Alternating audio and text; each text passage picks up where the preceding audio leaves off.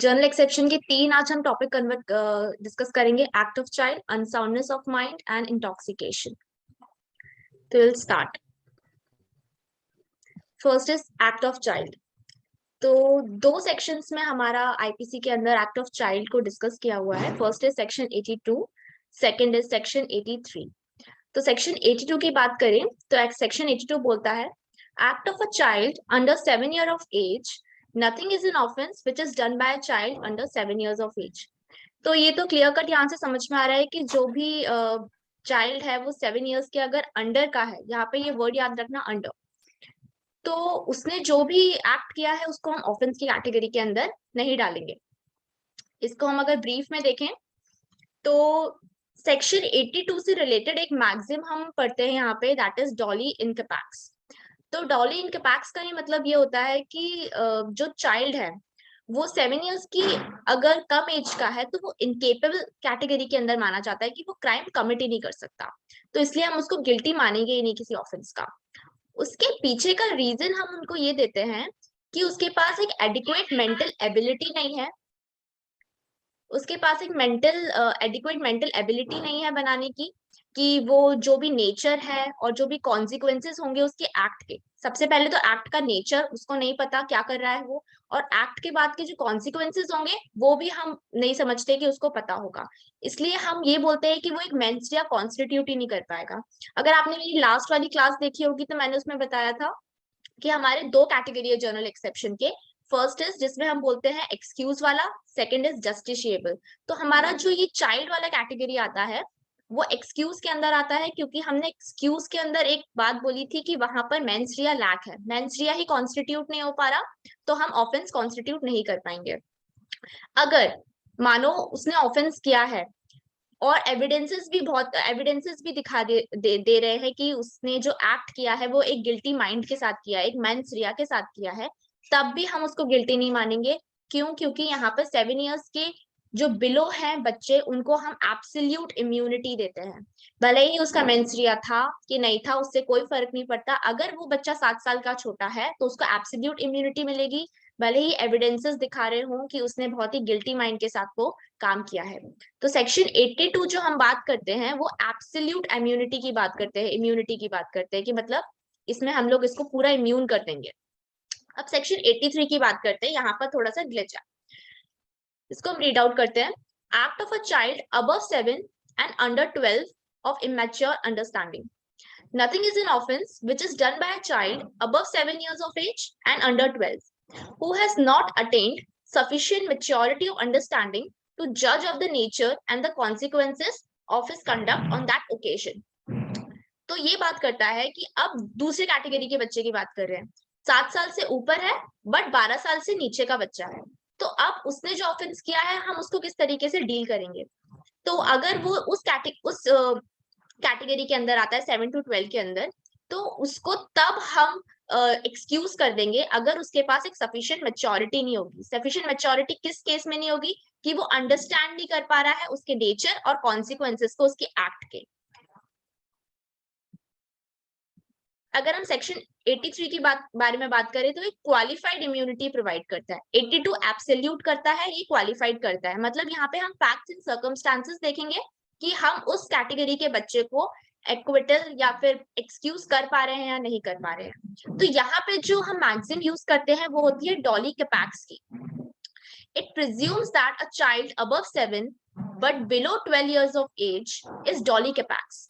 मतलब अगर हम ये देखेंगे कि उसकी मैच्योरिटी का रेट क्या है, उसकी मैच्योरिटी किस लेवल की है, कि वो अंडरस्टैंड कर पा रहा है कि नहीं कर पा रहा है जो उसने क्राइम कमिट किया है। तो बेसिकली ये जो प्रिजम्पशन हम प्रिज्यूम करके चलते हैं कि 7 और 12 ईयर के बच्चे को भी हम इम्यूनिटी देंगे, ये एक रिबिटेबल है। ये प्रिजम्पशन रिबिट कैसे कर सकते हो? रिबिट ऐसे कर सकते हो एविडेंसेस देके कि उसने उस लेवल की मैच्योरिटी को गेन कर लिया है, कि वो अपने नेचर और कॉन्सिक्वेंसेस ऑफ एक्ट को समझ पा रहा है कि जो भी उसने किया है। तो यहाँ पे दो हमारे पास पार्टी होती है, एक प्रोसिक्यूशन होती है, एक डिफेंस होता है। तो प्रोसिक्यूशन वो होती है जो उस बच्चे के अगेंस्ट में एविडेंसेस देगी। तो इस केसेस में प्रोसिक्यूशन को क्या प्रूफ करना होगा? अगर उसके सामने एक 7 से 12 ईयर का बच्चा आ रहा है तो प्रोसिक्यूशन को ये प्रूफ करना होगा बियॉन्ड रीजनेबल डाउट हम लोग हमेशा क्रिमिनल में जो एविडेंसेस के लेवल को जो भी प्रूफ करते हैं वो बियॉन्ड रीजनेबल डाउट ही प्रूफ करना होता है। ये हमारा क्रिमिनल ज्यूरिस्प्रूडेंस का रूल है। तो प्रोसिक्यूशन को इन केसेस में क्या प्रूफ करना होगा कि चाइल्ड ने एक एक्टिव स्टेज तो कॉज किया है, मतलब किसी का सपोज करो मर्डर किया है तो मेंस रिया के साथ किया है, मतलब उसका एक गिल्टी माइंड था, उसने अटेन कर रखी है वो सफिशिएंट मैच्योरिटी। अगर प्रोसिक्यूशन ने ये प्रूफ कर दिया तो इसने क्या किया, ये जो हम प्रिज्यूम करके चल रहे थे हम उस सेक्शन के अंदर कि 7 से 12 ईयर का बच्चा भी को भी हम एक्सक्यूज करेंगे, वो रिबर्ट हो गया। तो इन केसेस में हम डिफेंस को क्या प्रूफ करना होगा, डिफेंस को ये प्रूफ करना होगा कि बच्चा 12 साल से छोटा तो था ही, प्लस उसने सफिशिएंट मैच्योरिटी को भी गेन नहीं कर रखा था। नेक्स्ट अगर हम देखें,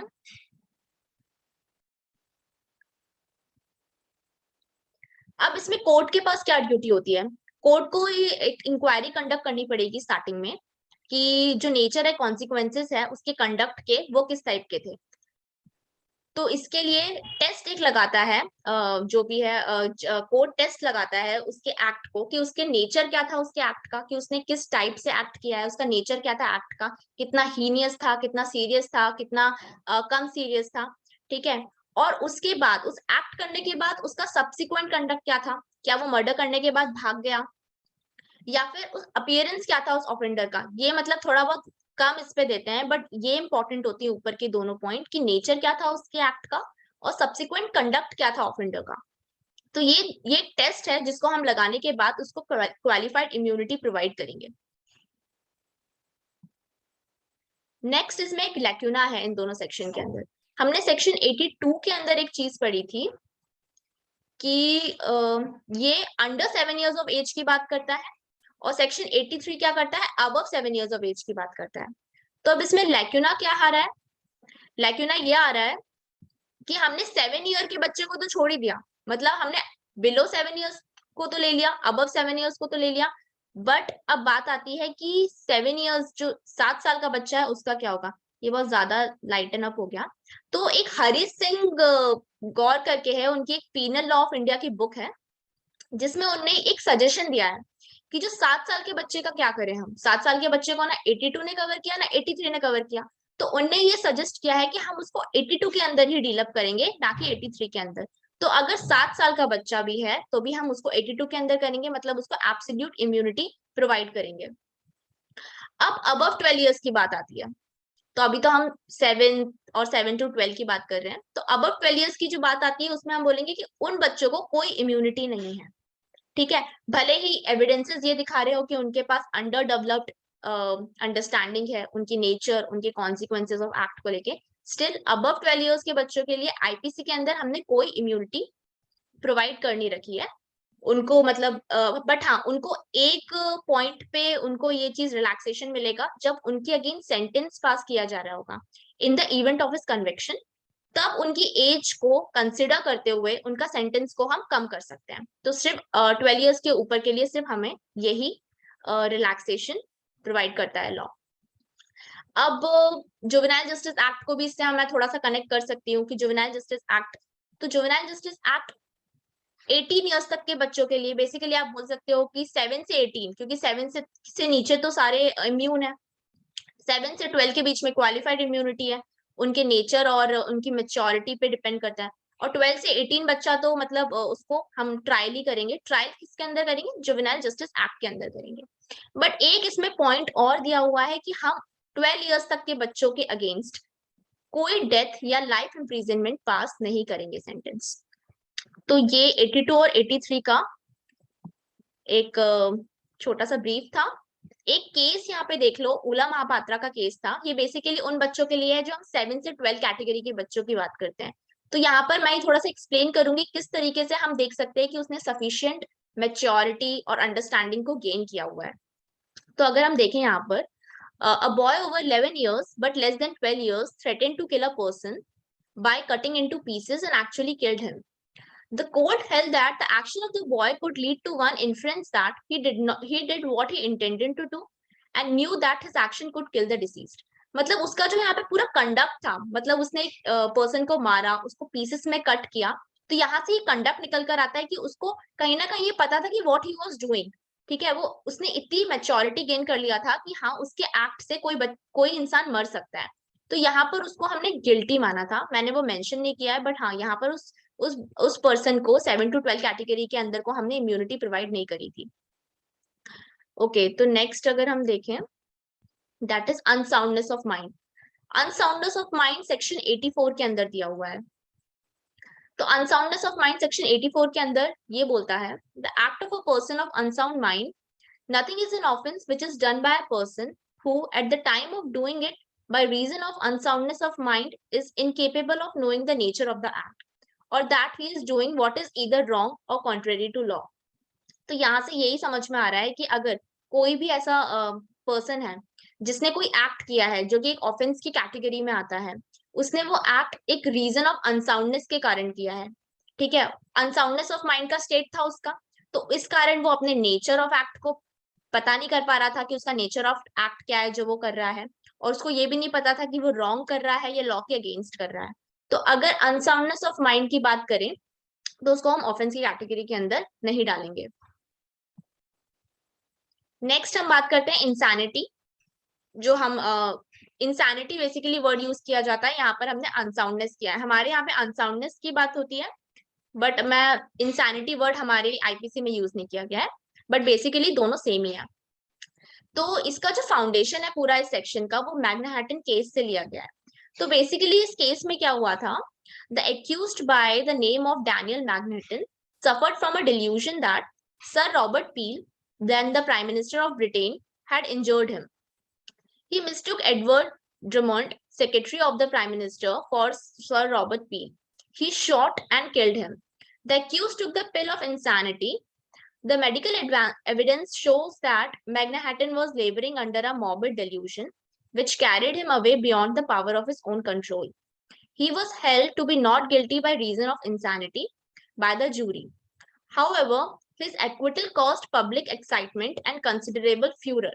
The verdict was made a subject of debate in the House of Lords in consequences of the debate to make the law on the topic of a set of formulated and put to the House of Lords. इसमें क्या था, एक Daniel Magna था, वो एक disease से सफर कर रहा था, एक डिल्यूजन डिसीज से सफर कर रहा था। उसको क्या लग रहा था कि जो प्राइम मिनिस्टर है उस टाइम का ब्रिटेन का, वो उसको मारना चाहता है। तो उसने क्या किया, उसके सेक्रेटरी को, उस प्राइम मिनिस्टर के सेक्रेटरी को समझा कि वो प्राइम मिनिस्टर है और उसको मार दिया। फिर उसके बाद जब केस गया कोर्ट के अंदर तो वहां पे मेडिकल एविडेंसेस दिए गए कि ये इस पर्टिकुलर डिसीज से गुजर रहा है, एक डिल्यूजन की डिसीज से गुजर रहा है। तो उसको इस बेसिस पे वहां पे ज्यूरी सिस्टम चल रहा था उस टाइम पर, तो उसको वहां पर एक्विटल मिल गया। एक्विटल के बाद बहुत डिबेट हुई इस चीज पर कि इस तरीके से मतलब एक्विटल नहीं मिलना चाहिए। तो उस डिबेट को कंसिडर करते हुए कुछ पॉइंट्स और कुछ प्रिंसिपल्स निकल कर आए थे इस केस से कि पहले उसमें ये बोला गया था कि हर एक पर्सन जो भी एक्ट कर रहा है, जो भी ऑफेंस कर रहा है, हम उसको से नहीं मानेंगे, हम यही मानेंगे कि वो सही है उसके माइंड से, अनटिल एंड अनलेस कॉन्ट्रेरी हम स्टैब्लिश ना कर दे। मतलब यहाँ पर जब तक हम ये प्रूव ना कर दे कि वो इंसेन था at the time of the commission of an offence, तब तक यही प्रिजम्पशन चलेगा उसके फेवर में, उसके अगेंस्ट में, कि वो सेन था। उसके बाद अगर हमें बताना है कि वो इंसैनिटी से उस टाइम वो कर रहा है, तो उसके बाद ये बताना पड़ेगा कि जब वो एक्ट कर रहा था उसको नहीं पता था कि वो कौन सा एक्ट कर रहा है और वो जो एक्ट कर रहा है वो रॉन्ग था। तो इंसैनिटी प्रूव करने के लिए यही बोलना पड़ेगा कि जब वो क्राइम कर रहा था तब वो उस इंसैनिटी के अंदर था और उसको नहीं पता था ड्यू टू हिज इंसैनिटी कि व्हाट ही वाज डूइंग और जो भी वो कर रहा है वो रॉन्ग था। उसके बाद नेक्स्ट में देखेंगे तो हमारा जो इंडिया का अगर केस है तो Someshwar versus state of Assam है, ये हमारे मैग्ना रूल पर ही बेस्ड है। तो इसमें भी सिमिलर चीजें बोली गई थी कि अगर हमें किसी को 84 के अंदर प्रोटेक्शन देनी है तो हमें एक चीज प्रूव करना पड़ेगा कि जब क्राइम या ऑफेंस जब वो कमिट कर रहा है उस टाइम के अंदर वो उस डिफेक्ट से गुजर रहा था और उसको नहीं पता था कि वो जो भी कर रहा है वो गलत कर रहा है। अब मेडिकल इंसैनिटी और लीगल इंसैनिटी, हमारा जो आईपीसी है वो सिर्फ लीगल इंसैनिटी की बात करता है, मेडिकल इंसैनिटी की बात नहीं करता। मतलब जिसको हम लोग बचा रहे हैं वो लीगल इंसैनिटी प्रूव होनी चाहिए। तो ऑब्वियसली मतलब उसका जो प्रीवियस चीज होगी मेडिकल इंसैनिटी ही होगी। तो मेडिकल इंसैनिटी इज डिफरेंट इसलिए बोल रही हूँ क्योंकि सिर्फ मेडिकल इंसैनिटी प्रूव करने से आईपीसी के अंदर हमें उसका लाभ नहीं मिलेगा, लीगल इंसैनिटी भी प्रूव करनी पड़ेगी। तो मैं बताती हूँ उसको क्या है।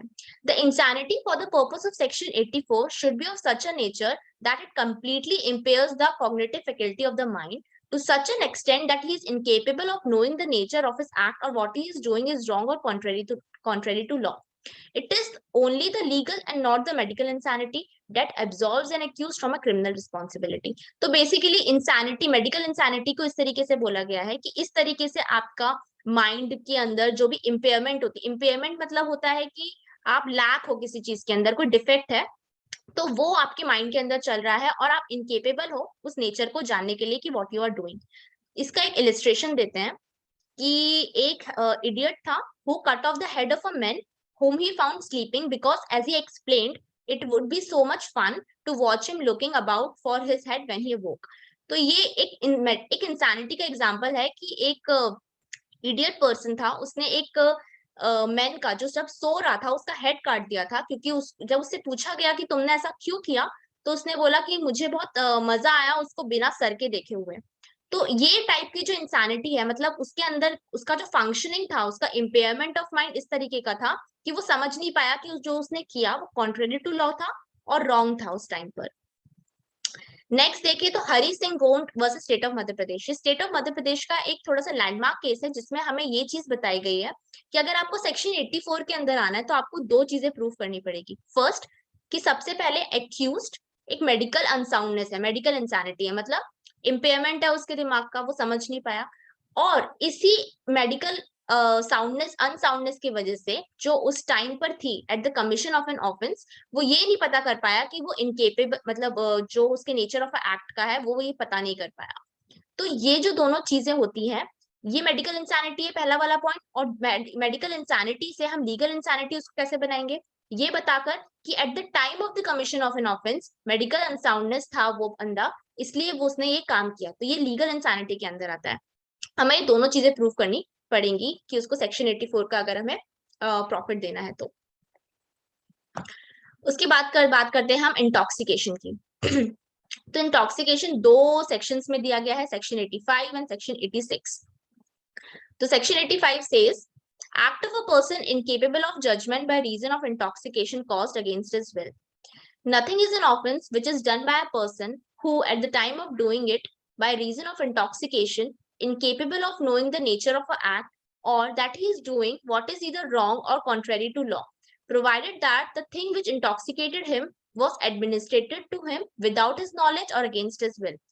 एक पर्सन ने एक ऑफेंस किया, क्यों ऑफेंस किया, क्योंकि वो इंटॉक्सिकेटेड था, ठीक है, तो हम उसको ऑफेंस कैटेगरी में तब डालेंगे जब उसको जो इंटॉक्सिकेशन दिया गया होगा वो उसके नॉलेज के बिना दिया गया होगा या फिर उसके विल के अगेंस्ट दिया गया होगा। तो ये जब इंटॉक्सिकेटेड था और फिर उसके बाद क्या हुआ, वो इंटॉक्सिकेटेड हो गया, सेकंड पॉइंट उसके विल के अगेंस्ट उसको दिया गया, थर्ड कि वो उस कारण वो ये नहीं पता कर पाया कि जो वो एक्ट कर रहा है उसका नेचर क्या है, या फिर वो रॉन्ग है या फिर कॉन्ट्रेरी टू लॉ है। तो अगर दोनों सेक्शन 85 के जो रिक्विजिट्स हैं कि जिसे हमें पूरा फुलफिल करना पड़ेगा हमें सेक्शन 85 का प्रॉफिट लेने के लिए, वो ये है कि पहला तो ये बताना पड़ेगा कि उसने जो एक्ट किया वो इस डिल्यूजन में किया कि उसको पता ही नहीं था कि नेचर क्या है उस एक्ट का, क्या वो रॉन्ग है या कॉन्ट्रेरी टू लॉ है, और वो जो और वो क्यों क्यों उसने इनकेपेबल बना, वो क्योंकि वो इंटॉक्सिकेटेड था प्लस उसको जो इंटॉक्सिकेशन किया गया था वो उसके नॉलेज और अगेंस्ट के विल के अगेंस्ट किया गया था। इसका केस है director of public prosecution versus beard. इसमें बेसिकली ये बात बोली गई है कि जस्ट बिकॉज तुम इंटॉक्सिकेटेड हो ये तुम्हें नहीं बचाएगा 85 के अंदर, भले ही तुम्हारे उसके अगेंस्ट में विल के या तुम्हारे नॉलेज के अगेंस्ट दिया गया हो। मेन पॉइंट यहाँ पर ये आती है कि उस इंटॉक्सिकेशन के कारण तुमने अपना अंडरस्टैंडिंग की जो एबिलिटी है वो लूज कर दी गई हो। तो बेसिकली हमारा जो मेन पॉइंट होता है वो ऑफेंस करने का यही होता है कि आप उस टाइम पर अपने एक्ट के नेचर को नहीं समझ पा रहे हो, वो अगर आप आ रहा है तो फिर उसके पीछे का हम रीजन फाइंड करेंगे कि आप इनकेपेबल कैसे बने। तो यहाँ पर 85 के अंदर वो इनकेपेबिलिटी क्यों आई, क्योंकि आप इंटॉक्सिकेटेड थे प्लस आपको जो इंटॉक्सिकेशन दिया गया था वो आपके नॉलेज के अगेंस्ट और विल के अगेंस्ट दिया गया था। तो अगर हम 86 पढ़ते हैं, 86 थोड़ा सा डिफरेंट है यहाँ पे। 86 बोलता है the offense requiring a particular intent or knowledge committed by one who is intoxicated. In cases where an act done is not an offense, unless done with a particular knowledge or intent, a person who does the act in a state of intoxication shall be liable to be dealt with as if he had the same knowledge as he would have had if he had not been intoxicated, unless the thing intoxicated him was administered to him without his knowledge or against his will. ये काफी complicated है, इसको थोड़ा सा समझते हैं. तो section 86 क्या बोलता है? सेक्शन 86 तो बेसिकली पहले ये बात करता है कि आपने वहां पर हमें एक वर्ड समझ में आता है कि वहां पर आप इंटॉक्सिकेटेड वॉलेंट्री हो रहे हो. जनरली लोग इसमें यही डिफरेंशिएट कर देते हैं कि 85 क्या होता है, इनवॉलेंट्री इंटॉक्सिकेशन होता है, और 86 क्या होता है, वॉलेंट्री इंटॉक्सिकेशन होता है. बट इसमें अब एक ग्लिच है. फर्स्ट पहले पढ़ते हैं. Section 86 deals with the immunity of a self-intoxicated person when he commits an offense requiring particular knowledge or intention. Okay. इसके essential ingredients पढ़ते हैं, फिर मैं आपको बताती हूँ. An act done is not an offense unless done with a particular knowledge or intent. First. Second, a person who does the act in a state of intoxication shall be liable to be dealt with as if he had the same knowledge as he would have had if had not been intoxicated, unless the thing which intoxicated him was administered to him without the knowledge or against his will. यहाँ पे पहला जो step है वो क्या है कि उसको इंटॉक्सिकेशन जो उसने किया है वो वॉलंटरी किया है. ठीक है, तो अब वॉलंटरी उसने इंटॉक्सिकेशन कर लिया. ठीक है, फिर उसके बाद उसने एक एक्ट किया जो एक ऑफेंस कॉन्स्टिट्यूट हो गया. मतलब सपोज करो उसने वॉलंटरी इंटॉक्सिकेटेड किया और किसी का जाके मर्डर कर दिया. ठीक है, तो अब उसने क्या बोला कि मैं तो इंटॉक्सिकेटेड था और मैं इनकेपेबल हो गया उस नेचर को जानने का जो मैंने एक्ट किया है, और मुझे नहीं पता मैं गलत कर रहा था. बट अब वहां पे क्वेश्चन मार्क ये लगता है कि तुमने जो इंटॉक्सिकेशन किया था वो वॉलंटरी किया था. अगर ये फुलफिल हो जाती कैटेगरी कि तुमने जो भी इंटॉक्सिकेशन किया था वो वॉलंटरी किया था, तो तुम्हारे अगेंस्ट में लॉ एक प्रिजम्पशन लाएगी. तुम्हारे अगेंस्ट में लॉ क्या एक प्रिजम्पशन लाएगी कि तुम्हें नॉलेज था जब तुमने वॉलंटरी इंटॉक्सिकेशन किया और उसके बाद तुम जो एक्ट कर रहे हो, तो तुम्हें उस एक्ट का प्रिजम्पशन था, तुम्हें नॉलेज था, उस प्रिज्यूम ये करेंगे कि तुम्हें नॉलेज था कि तुम क्या कर रहे हो. तुम्हें पूरा नॉलेज था कि तुम्हारे एक्ट से क्या कॉन्सिक्वेंसेस हो सकते हैं. तो इस ऑफेंस में 86 के अंदर हम उसके अगेंस्ट एक नॉलेज का प्रिजम्पशन लाएंगे, इंटेंशन का प्रिजम्पशन नहीं लाएंगे, क्योंकि इंटेंशन का प्रिजम्पशन एक बहुत ही हाई डिग्री ऑफ प्रिजम्पशन हो जाता है जो कि लॉ में रेयरली कहीं पर दिया हुआ है, वो आगे हम पढ़ेंगे. बट इस केस में हम सिर्फ नॉलेज का प्रिजम्पशन करेंगे, क्योंकि हम आगे जाके पढ़ेंगे कि इंटेंशन और नॉलेज दोनों के लिए अलग अलग पनिशमेंट होती है. ठीक है, तो इसलिए हम यहाँ पे इस वाले केस में एक प्रिजम्पशन ऑफ नॉलेज लेकर चलेंगे कि तुम्हें नॉलेज था पूरा पूरा कि तुमने जो एक्ट किया है. क्यों हमने प्रिजम्पशन लिया? क्योंकि तुमने जो भी इंटॉक्सिकेशन किया था वो तुमने वॉलंटरी किया था. अब इसको बचने के लिए एक चीज प्रूव करनी पड़ेगी जो आखिरी में लिखा गया है, unless the thing which intoxicated him, what 86 का सबसे आखिरी, unless the thing which intoxicated him was administered to him without his knowledge or against his will. तो यहाँ पे डिफेंस उसके पास इतना ही है कि अगर वो चीजें ये सब करता है और अगर आखिरी में ये प्रूव कर देता है कि जो इंटॉक्सिकेशन था वो उसको उसके अगेंस्ट विल के और नॉलेज के विदाउट नॉलेज दिया गया था, तो वो बच सकता है. अदरवाइज उसके अगेंस्ट पूरा पूरा प्रिजम्पशन ऑफ नॉलेज चलेगा. तो person who gets into state presumption of knowledge जो थर्ड पॉइंट है उसमें लिखा गया है a person who gets into a state of intoxication voluntarily is presumed to have the same knowledge as he would have had if he had not been intoxicated. तो वही हम उसका वो लेवल ऑफ नॉलेज का presumption लेकर चलेंगे कि जो वो तब अगर वो इंटॉक्सिकेटेड नहीं होता और तब वो एक्ट करता और तब वो किसी को ऐसी इंजरी करता, तो हम ये प्रिज्यूम करते कि उसके पास पूरा नॉलेज था कि वो किसी भी इंसान को इंजरी कर रहा है तो उससे उसको हर्ट होगा. तो हम वही वाला नॉलेज इस केस में भी प्रिज्यूम करेंगे भले ही वो इंटॉक्सिकेटेड हो, क्योंकि उसने वो वॉलंटरी इंटॉक्सिकेशन किया है. ठीक है, यहाँ पे ये लिखा गया है the alone this presumption is given and the presumption of intent is not given, क्योंकि प्रिजम्पशन ऑफ इंटेंशन हम इस केस में नहीं कर सकते, वो बहुत ही हायर डिग्री ऑफ प्रिजम्पशन है. और ये रिबुटेबल प्रिजम्पशन है. रिबुटेबल प्रिजम्पशन ये है कि वो प्रूव कर सके कि जो भी उसको इंटॉक्सिकेशन किया था उसके वॉलंटरी मतलब नहीं किया गया था और उसके अगेंस्ट विल पे किया गया था. इसका ये बासदेव वर्सेस स्टेट ऑफ पेप्सो, इसका बहुत ही फेमस केस है, हमेशा 86 के अंदर बोला जाता है। तो इसको इन शॉर्ट इस तरीके से बोल सकते हैं कि एक रिटायर्ड मिलिट्री ऑफिसर था, वो बहुत हाईली इंटॉक्सिकेटेड था and he went to a party. और वहां पर उसको सीट नहीं मिल रही थी बैठने के लिए, तो उसने एक छोटे बच्चे को बोला कि हट जाओ, बट वो छोटा बच्चा हटा नहीं। तो उसने क्या किया, उसके एब्डोमेन में शॉट कर दिया और वहां से वो चला गया। ठीक है, और वहां से वो चला गया और कुछ दूर जाके उसको हमने पकड़ लिया। ठीक है, फिर एविडेंसेस क्या दिए गए जब कोर्ट केस के अंदर आया, तो एविडेंस ये दिए गए कि वो ब्राइड के घर पे खुद चल कर आया था, मतलब इस स्टेट के तो हालत में था, भले ही इंटॉक्सिकेटेड हो, कि वो चल के आ सकता है। उसने खुद मतलब बोला कि उसको बैठना है, एक इंसान को मतलब बच्चे को हटने को बोला। और जब उसने उसको शॉट डाउन कर दिया तो वहां से वो भागने की भी कोशिश करी, मतलब वहां से वो चला भी गया। तो ये सारे जो मतलब नेचर उसके एक्ट के थे, जो सब्सिक्वेंट कंडक्ट थे उसके सारे, तो ये सारी चीजें ये बता रही है कि उसका उसका सेंस था, उसका प्रेजेंस ऑफ माइंड था कि व्हाट ही इज डूइंग।